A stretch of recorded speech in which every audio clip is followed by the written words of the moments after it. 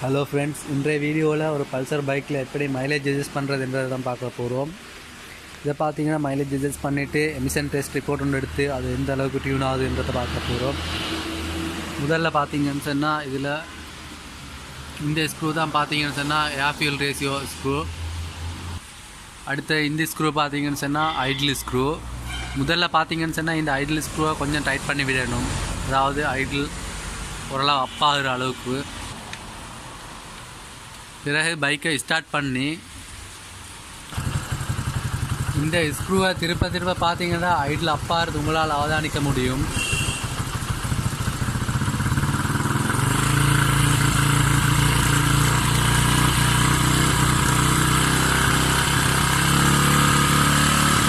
இதை பார்த்தீங்கன்னு சொன்னால் ஃபுல்லாக டைட் பண்ணிட்டேன். இப்போ பார்த்தீங்கன்னு சொன்னால் ஏர் ஃபியூல் ரேஷியோ ஸ்க்ரூவை பார்த்தீங்கன்னு சொன்னால் மெதுவாக டைட் பண்ணணும்.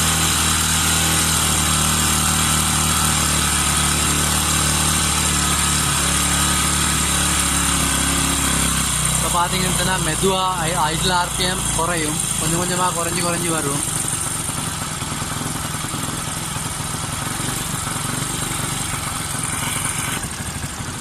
குறைஞ்சி வந்து பார்த்தீங்கன்னு சொன்னால் ஒரு கட்டத்தில் ஓஃப் ஆகிறதுக்கு பார்க்கும். அந்த டைம்லேருந்து திரும்ப மெதுவாக அந்த ஏர் ஃபியூல் ரேஷியோ ஸ்க்ரூவை லூஸ் பண்ணணும். திரும்ப ஐடில் ஆர்பிஎம் கொஞ்சம் கொஞ்சமாக இன்க்ரீஸ் ஆகும். அந்த ஆர்பிஎம் பார்த்தீங்கன்னா எந்த இடத்துல அதிகமாக இன்க்ரீஸ் ஆகுதோ அந்த இடத்துல நம்ம நிறுத்தணும். அதுக்கு பிறகு பார்த்தீங்கன்னா ஐடில் ஆர்பிஎம் கொஞ்சம் கொஞ்சமாக குறையும். இப்போ அதிகரித்து வரதை பார்த்தீங்கன்னா உங்களால் அவதானிக்கலாம்.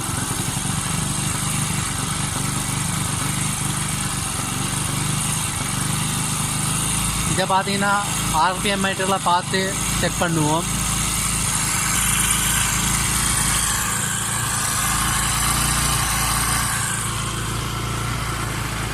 ஐடி பார்த்தீங்கன்னா அப்பாய மெதுவாக மேலே ஏறுது.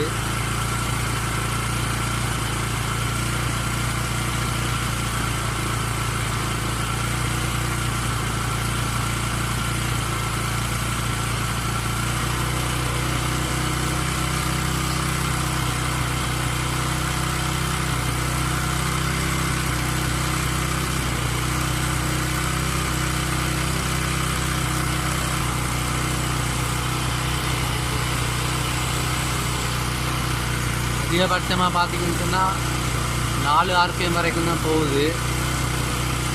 அதுக்கு பிறகு பார்த்தீங்கன்னு சொன்னால் ஐடில் ஸ்க்ரூவை பார்த்தீங்கன்னு சொன்னால் மெதுவாக லூஸ் பண்ணணும். இந்த பைக்கை எமிஷன் டெஸ்ட்டே கொண்டு போகிறதுனால பார்த்தீங்கன்னு சொன்னால் 2 ஃப்ளக்கையும் மாற்றிருக்கிறேன். அடுத்த தொடர்ச்சியாக பார்த்தீங்கன்னா எமிஷன் ரிப்போர்ட்டில் காட்டுறேன். எந்த அளவு டியூனாக இருக்கிறேன்றதை எமிஷன் டெஸ்ட் ரிப்போர்ட்லேயே பார்ப்போம்.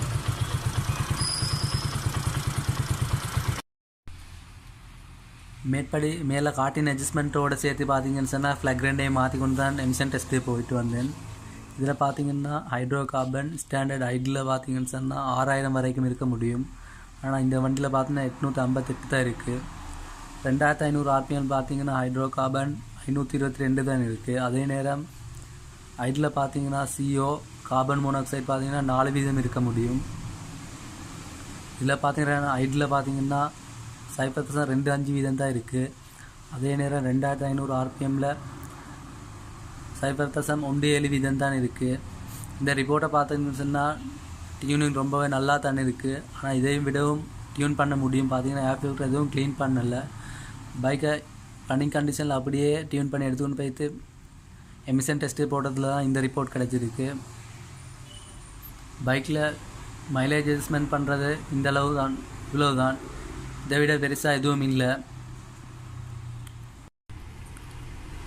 நம்ம சேனலை சப்ஸ்கிரைப் பண்ணாமல் பார்த்துக்கொண்டு வர நண்பர்கள் மறக்காமல் சப்ஸ்கிரைப் பண்ணுங்கள்.